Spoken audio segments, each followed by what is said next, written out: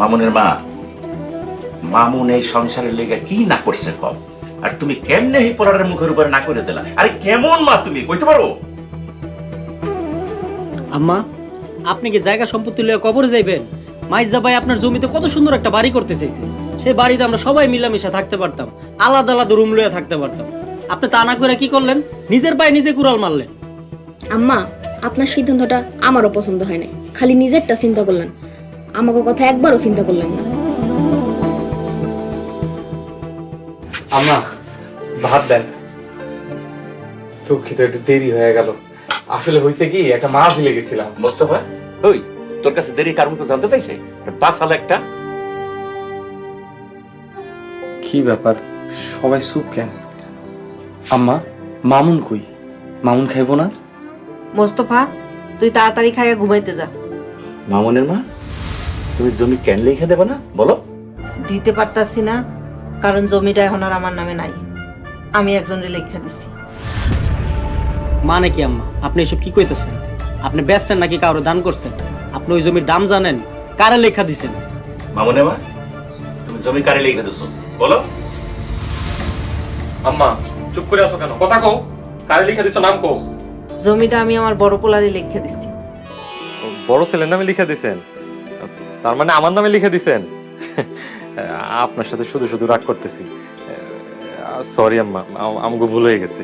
জমিটা আমি আমার বড় পোলা মোহাম্মদ মোস্তফা মোল্লার নামে লিখে দিছি।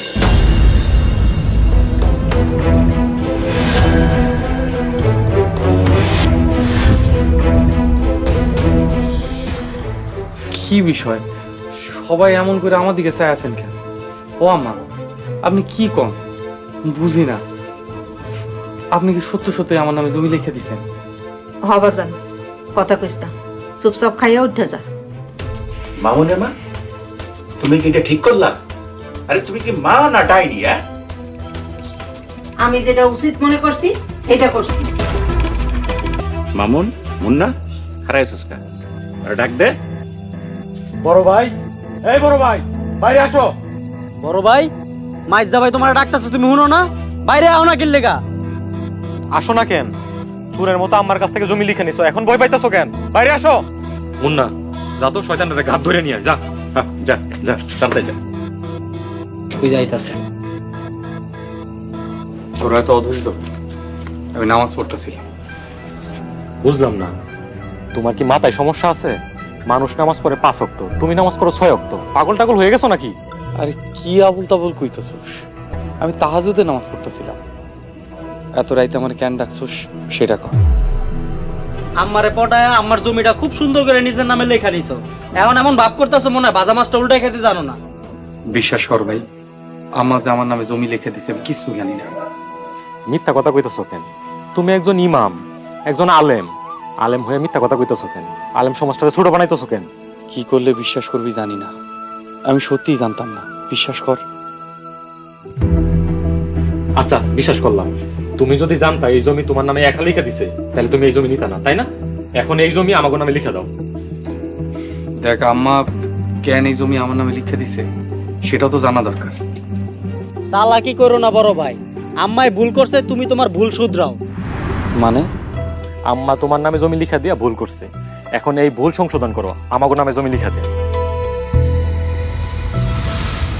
কোনোদিন না।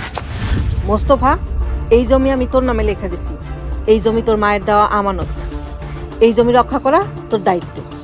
আম্মা, আপনি কিন্তু আপনার সন্তানদের বিরুদ্ধে যাইতেছেন। এই বয়সে একা হয়ে যাবেন, পরে কিন্তু পস্তাইবেন।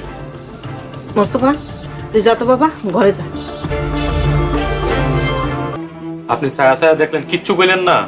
আমি কি এইসব অফিসার দেখার লাগে বিদেশ থেকে বিমান ভাড়া দিয়ে আসছি? আব্বা, আম্মাই আমাকে 3 ভাই বোনের ঠকাইয়া পরের পোলার নামে জমি লেখা দিল। আমরা কি দোষ করছি? আপনি তো চুপ করে আসিলেন, কিছুই কইলেন না।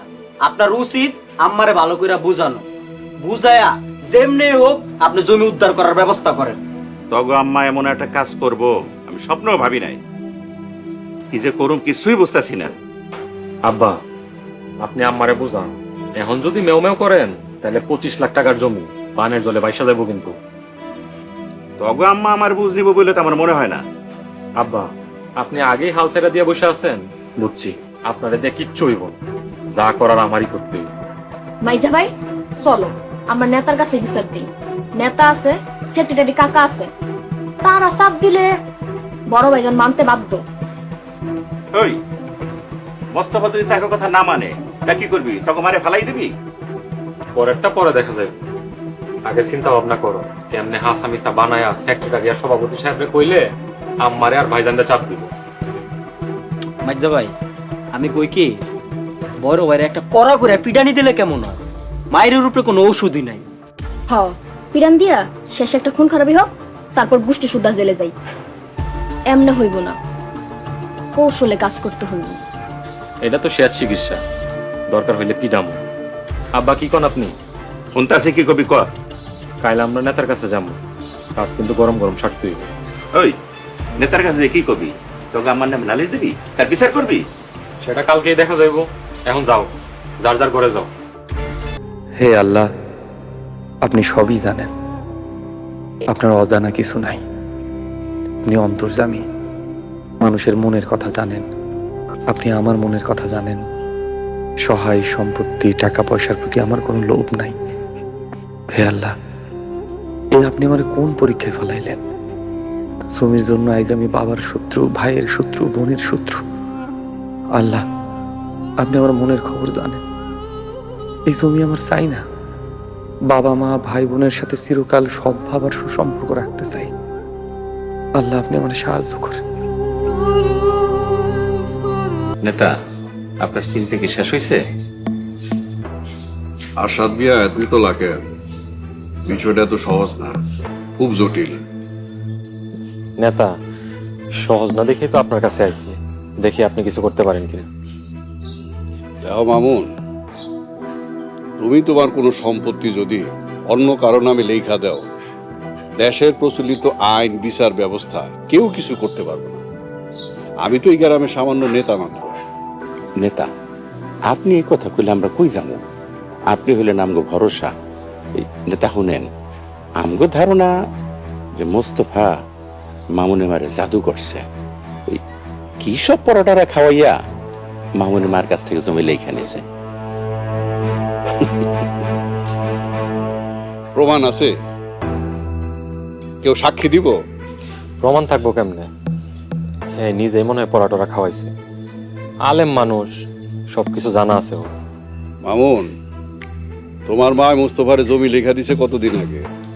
এই প্রায় 7 মাস। এই যে তার নকল দলিল। পড়া দিছে মানে পানি পড়া নাহলে তাবিজ করছে। আমার ধারণা 7-8 মাস আগে যেহেতু করছে, এই তাবিজ কবজের আসর শেষ হয়ে গেছে।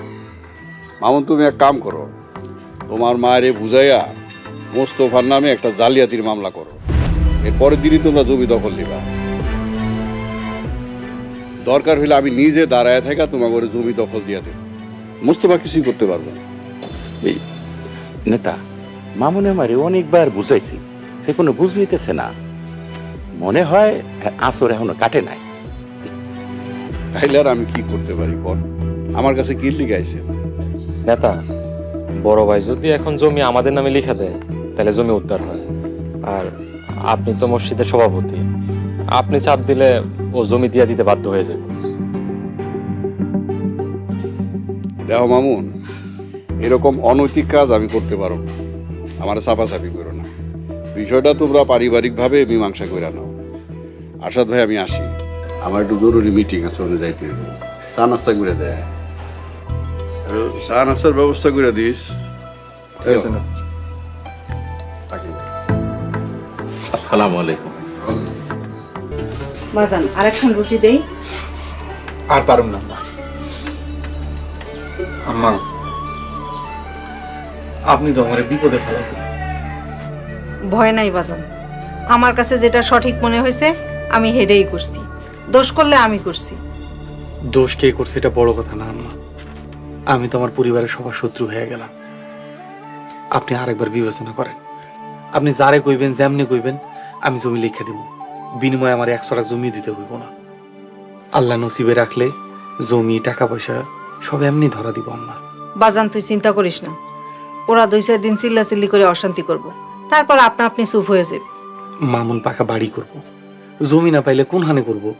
বাড়ি করার নামে জমি দখলের ষড়যন্ত্র করতেছে। বাড়ি করার ইচ্ছা থাকলে এই বাড়ি পাকা করুক, আগে তো এরকমই কথা ছিল। যাই হোক, তুই এসব নিয়ে পেরেশান হইস না, জমিটা তোর আম্মার দেওয়া আমানত, এই আমানতের খেয়ানত করিস না বাবা। আপনি কোনো চিন্তা করেন না, ইনশাআল্লাহ আপনার হুকুম আমি আমার জীবন দিয়ে পালন করব। ভাই, আপনি হলেন মসজিদ কমিটির সেক্রেটারি। আপনি মোস্তফারে বললে তো আপনার কথা ফেলতে পারবো না। বিপদে পড়ে আপনার কাছে আইছি, সাহায্য করেন, বিপদ থেকে উদ্ধার করেন। ভাই, এই বিষয়ে ভাবির সাথে কথা বলেন, আর মোস্তফারেও বুঝায় কোন এই পারিবারিক বিষয় বাইরে ফ্লাশ করেন না, মানুষ মন্দ কইব। আর কি ভাই, এই বিষয়ে আসলে আমার কিছু করার নাই। কাকা, জানতাম আপনি কিছু করতে পারবেন না, তবুও আপনারা কয়ে রাখলাম। পরে যদি বড় ভাইয়ের কিছু হয়ে যায়, আমগরে কিন্তু দূর যেতে পারবেন না। এই কথা কইতেছো কেন? তোমরা কি মোস্তফার কোনো ক্ষতি করবা? ক্ষতি আমরা করব না, ক্ষতি অটোমেটিক হয়ে যাব। ধরেন বড় ভাইয়ের একটা মামলা দিলাম, জেলে গেল, পরে আবার কইেন না মামুন কাজটা ঠিক করো নাই, আমগরে না জানায় মামলা দিয়ে দিলাম। হ্যাঁ, কিন্তু একলা, পরিবারের সবাই আমার পক্ষে। আরে বুঝান, এখন সময় আছে। দেখো বাবা, যাই করো বুঝা শুনে করো। আর তাছাড়া তোমার মা নিজে স্বীকার করছে। কানিয়া নে মা, মেহমান তো নাস্তা দিয়ে আই। দেখছো মা, মোস্তফা হুজুরের বাবা আর তার ভাই তার নামে বিচার নিয়ে এসে। মোস্তফার মতো এমন ভালো পোলার নামে বিচার নিয়ে আসছে। আল্লাহ তুমি মোস্তফার সকল রকম বিপদ আপদ ঝামেলা থেকে হেফাজত করে দাও। জামা নাস্তা দিয়ে আই। আল্লাহ আমি বিদায় দান।